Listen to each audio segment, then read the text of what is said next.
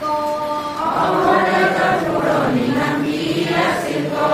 নৰ লগত এক লাগি নয়ে একে দ নেওতা পৰি ভাগৰ লাগিল ইয়াতেই ক নেওতা পৰি ভাগৰ লাগিল ইয়াতেই ক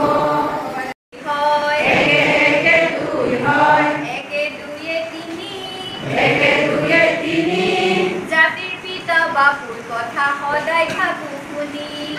তিনিয়ে একে চাৰি হয় চাৰিয়ে একে পাঁচ বিহু আহিল কপৌ ফুলিল কঁকাল ঘূৰাই নাচ পাছে একে ছয় হয়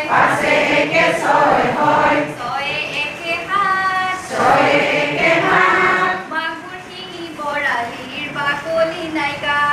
হাতে একে আঠ হয় আঠে একে ন অসম ৰাজ্যৰ পুৰণি নাম কি আছিল ক